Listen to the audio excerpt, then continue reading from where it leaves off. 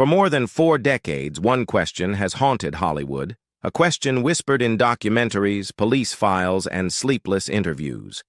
And at the center of it all stands Robert Wagner. The man once adored for his charm and elegance became a living mystery, a husband trapped between love, guilt, and suspicion. Now, at 95, time has stripped away the glamour, leaving only one thing behind: the truth he's carried alone since that freezing night in 1981. The night that changed everything. It was the Thanksgiving weekend of November 28, 1981, when Hollywood's golden couple, Natalie Wood and Robert Wagner, set sail on their yacht, the Splendor, for what was meant to be a quiet getaway near Catalina Island. Joining them were Natalie's Brainstorm co-star, Christopher Walken, and the yacht's captain, Dennis Davern. For Natalie, it was supposed to be a weekend of rest between filming, a short escape from the spotlight. Instead, it became the night that would define the rest of Wagner's life. The afternoon began peacefully. They drank champagne, shared stories, and even smiled for a few photographs before dinner. Locals recalled seeing them at Doug's Harbor Reef restaurant, laughing and toasting to friendship. But as the drinks kept flowing, so did the tension. Walken later admitted that talk turned to Natalie's career, her desire to return to serious acting, and Wagner's jealousy began to surface. Tension had been brewing, Wagner would later write in his 2008 memoir, Pieces of My Heart. And jealousy got the best of me. When they returned to the yacht around 10 p.m., the atmosphere had shifted. Captain Davern recalled that the laughter had disappeared, replaced by hushed voices and long silences. Soon those silences turned to shouting. Davern said Wagner smashed a wine bottle on the table, sending shards across the cabin, and yelled at Natalie, accusing her of flirting with Walken. His voice, usually calm and composed, was shaking with anger. Walken tried to defuse the fight but eventually retreated to his cabin. Moments later, everything went quiet. Natalie was gone. According to Wagner, he assumed she had gone to bed. When he finally noticed her absence, the Splendor's dinghy, the small rubber boat used to reach shore, was also missing. But Natalie had always been terrified of deep water. The idea that she'd take the dinghy alone, barefoot, in her nightgown, didn't make sense to anyone who knew her. At 3:30 a.m., Wagner called the Coast Guard. Search teams combed the dark waves for hours. When dawn broke on November 29th, the truth surfaced. Natalie's body was found floating face down a mile from the yacht. She was 43 years old. She wore a thin nightgown, socks, and a red parka, clothes far too light for the cold night air. The coroner called it an accident, but the bruises on her arms and legs, the scratches on her neck, and her lifelong fear of water told another story. Hollywood fell silent, but behind closed doors, everyone whispered the same words: jealousy, rage, and regret, the 3 shadows that would follow Robert Wagner forever. The investigation and the doubt. In the days that followed Natalie Wood's death, investigators worked quickly to build a story, one that seemed neat, convenient, and free of scandal. According to Robert Wagner, after the heated argument with Christopher Walken, Natalie had gone to bed. He claimed that sometime later, she must have tried to tie down the yacht's dinghy after hearing it bang against the hull, slipped, and fallen into the dark water. It was a version that sounded plausible enough to calm the public and end the questions. But as the evidence began to surface, that story started to fall apart. The small rubber dinghy, Valiant, was found hours later drifting aimlessly, the engine off, key still in the ignition, and oars tied down. It didn't look like anyone had ever used it. Investigators began to wonder, if Natalie had truly gone to secure the dinghy, why hadn't she untied the oars or started the motor? Even stranger, the dinghy's light switch was off, and there were no footprints or signs she had climbed aboard. The autopsy report deepened the mystery. Her blood alcohol level measured 0.14%, and traces of seasickness medication and painkillers were found in her system, enough to leave her sluggish, uncoordinated, and vulnerable. But the most disturbing discovery was the fresh bruising on her body. Dark marks on her arms, knees, and face suggested a struggle.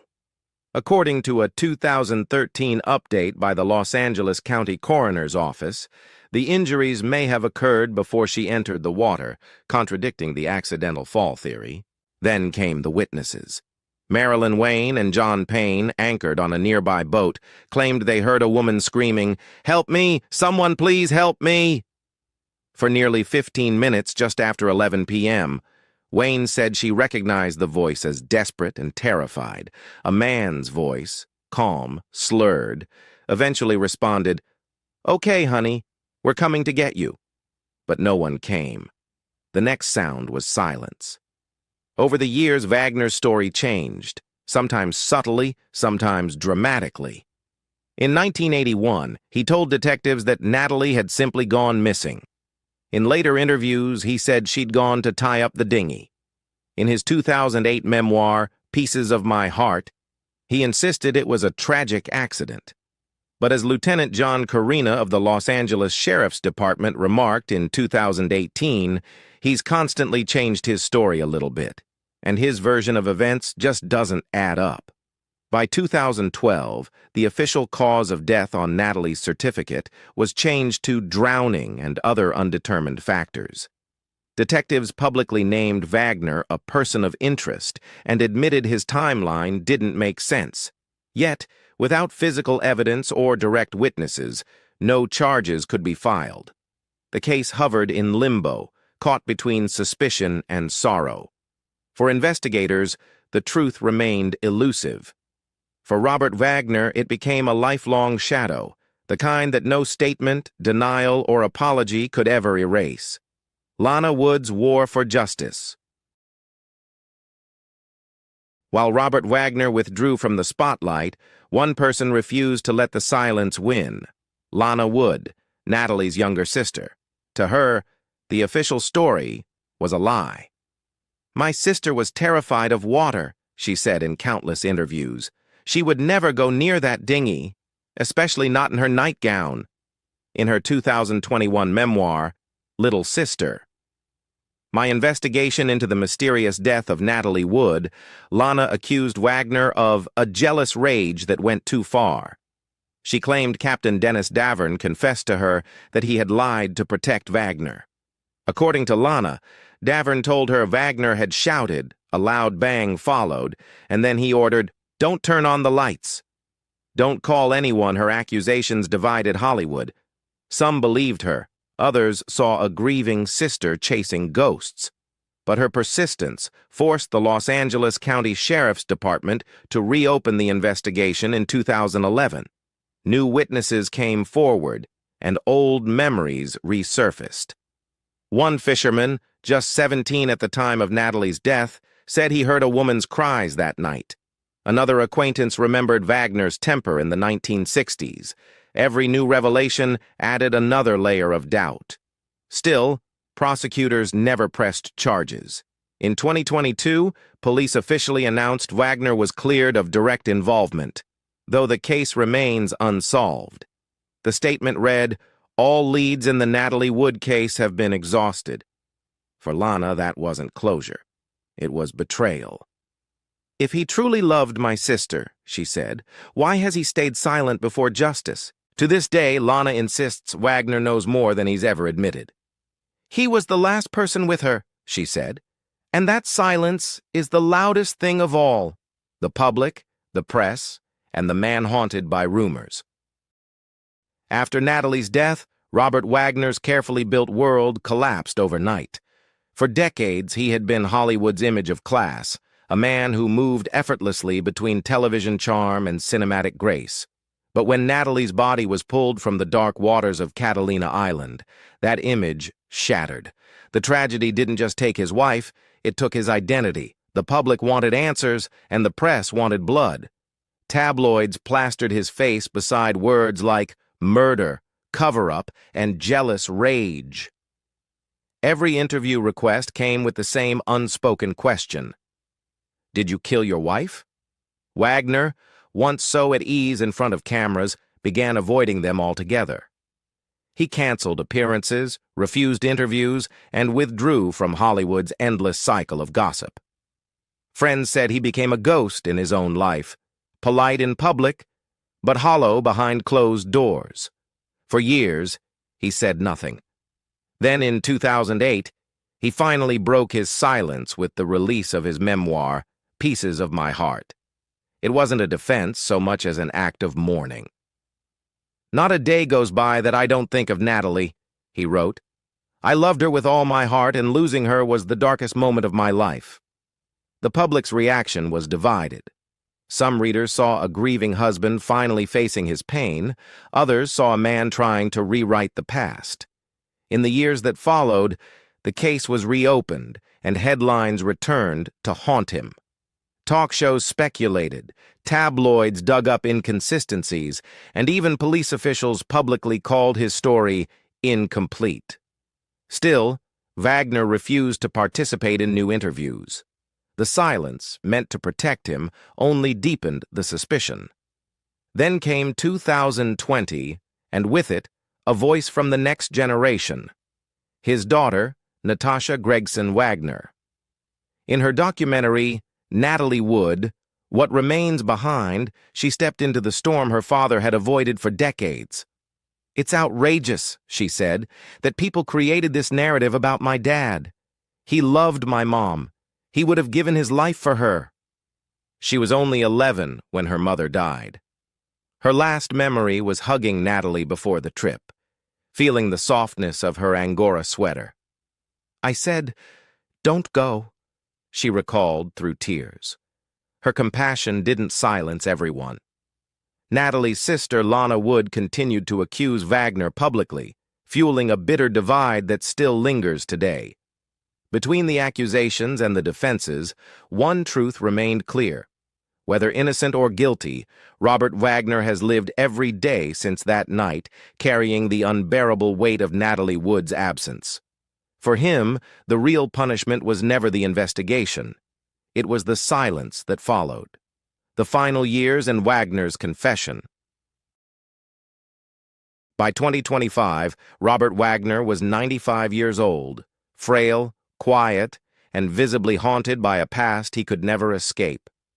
His body had weakened, but his memory remained sharp enough to replay that night, over and over, like an old film he couldn't turn off. When he finally agreed to a recorded interview, his voice cracked under the weight of years of silence. People call me a monster, a liar, a coward, he said softly. But the truth is simpler. I was a man in love who made mistakes, and I've paid for them every single day since. Those words weren't quite a confession, yet they weren't a denial either. They lived in the uneasy middle ground between guilt and grief, the gray space where truth becomes blurred by emotion and time. He didn't sound like a man trying to clear his name anymore. He sounded like someone who had already accepted judgment, not from the world, but from himself. When asked what happened on that night in November 1981, Wagner hesitated. Then, almost whispering, he said, "After I argued with Chris, I went to find Natalie, and she was gone. I thought she needed time alone. I should have gone after her. Maybe she'd still be here." He paused, eyes welling with tears. I was the last man with her. I can't deny that he spoke of that phrase often in his later years. The last man with her.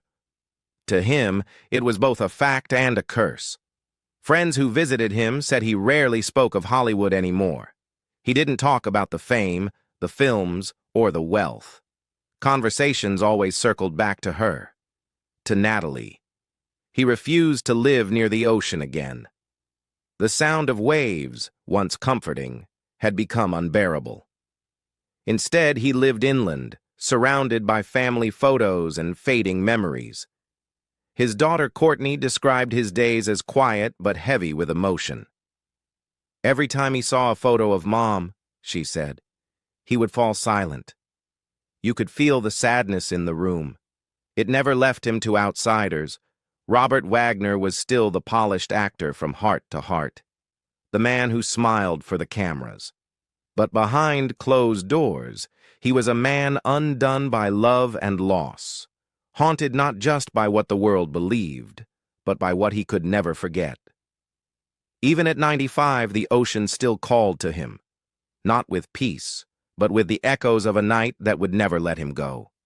In private notes later shared by Natasha, Wagner wrote, "She was my compass, my direction.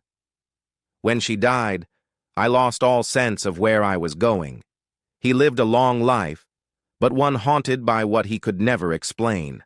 The sound of the waves, the missing hours, and the name he never stopped whispering, Natalie." After 43 years, the truth about Natalie Wood's death still drifts somewhere between memory and mystery. Robert Wagner's final words revealed not answers, but the unbearable weight of regret, the kind that no evidence can prove or erase. Was it an accident, a moment of anger, or something in between? Only two people truly knew what happened that night, and one of them never came back. So what do you believe? Was Natalie's death a tragic accident, or the result of a jealous rage? Let us know your thoughts in the comments below, and don't forget to like, subscribe, and stay tuned for more stories that uncover the hidden truths behind Hollywood's most haunting legends.